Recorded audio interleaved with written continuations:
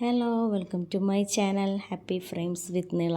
ഇന്ന് ഞാൻ വന്നിരിക്കുന്നത് നിങ്ങൾക്ക് രാവിലെയൊക്കെ എളുപ്പത്തിൽ ഉണ്ടാക്കാവുന്ന ഒരു ബ്രേക്ക്ഫാസ്റ്റ് റെസിപ്പി ആയിട്ടാണ്. ഇത് അറിയാത്തവരുണ്ടെങ്കിൽ ഇതൊന്ന് തീർച്ചയായും ട്രൈ ചെയ്ത് നോക്കുക. സാധാരണ നമ്മൾ ഈ കുത്തപ്പം ഓട്ടട എന്നൊക്കെ പറയും ചില ഭാഗങ്ങളിൽ. ഈ ഒരു അപ്പം തയ്യാറാക്കുമ്പോൾ സാധാരണ നമ്മൾ തലേ ദിവസം രാത്രി അരി കുതിർക്കാനിട്ട് രാവിലെ അരച്ചിട്ടാണ് അത് ചെയ്യുക.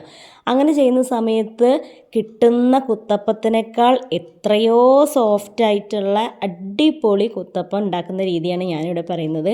അപ്പോൾ ഞാൻ സാധാരണ ചെയ്യാറ് അരിപ്പൊടി ഇല്ലേ, അരിപ്പൊടി ഇനി പാക്കറ്റ് പൊടി എന്താ സ്ഥിതി എന്ന് എനിക്കറിയില്ല. ഞാൻ സാധാരണ എൻ്റെ അമ്മ വീട്ടിൽ അരി ഉണക്കി വറുത്ത് പൊടിക്കുമല്ലോ, ഉണക്കി പൊടിച്ചിട്ട് വറുത്തിട്ടുള്ള ആ പൊടിയില്ലേ, അതെനിക്ക് തരും.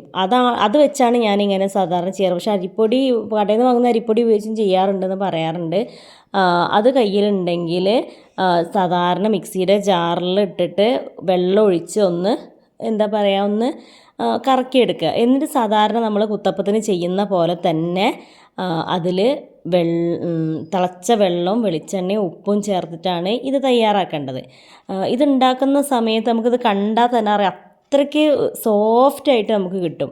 സാധാരണ നമ്മൾ കുത്തപ്പത്തിന് ചെയ്യുമ്പോൾ ഞാൻ പറഞ്ഞല്ലോ, അരി കുതിർത്ത് അരച്ചിട്ട് ചെയ്യുന്ന പോലെ തന്നെ ബാക്കി പ്രോസസ്സൊക്കെ തന്നെ. ഇത് അരിപ്പൊടി ആണെന്ന് മാത്രം. അരിപ്പൊടി മിക്സിയിലേക്ക് ഇട്ടിട്ട് അതിനകത്ത് ആവശ്യത്തിന് വെള്ളം ഒഴിച്ച് തിക്കിൽ അരച്ചെടുക്കണം കേട്ടോ. ആവശ്യത്തിന് വെള്ളം ഒഴിച്ച് അരച്ചെടുത്തതിന് ശേഷം തിളച്ച വെള്ളം, ഉപ്പ്, കുറച്ച് വെളിച്ചെണ്ണ അത് ചേർത്ത് ഉണ്ടാക്കുന്നതാണ്. അപ്പോൾ ഇതിലേക്ക് ഏറ്റവും നല്ല കോമ്പിനേഷൻ മീൻകറിയാണ്. അപ്പോൾ ഞാൻ രാവിലെ തന്നെ മീൻകറിയാണ് ഉണ്ടാക്കിയത്. ഇനിയിപ്പോൾ കടലക്കറിയോ ചെറുപയർ കറിയോ എന്ത് കറി വേണമെങ്കിലും, ഇപ്പോൾ തലേ ദിവസത്തെ സാമ്പാറോ തലേ ദിവസത്തെ മീൻകറിയോ എന്ത് വേണമെങ്കിലും ഇതിനോട് കൂടി നമുക്ക് പെയർ ചെയ്യാൻ പറ്റും.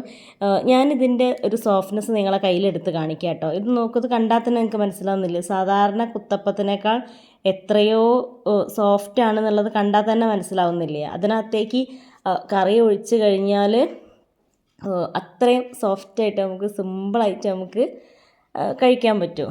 അപ്പോൾ ഇത്രയേ ഉള്ളൂ. എല്ലാവരും അറിയാത്തവരുണ്ടെങ്കിൽ ഒന്ന് ട്രൈ ചെയ്ത് നോക്കുക. അപ്പോൾ ഇത്രയേ ഉള്ളൂ. Thanks for watching.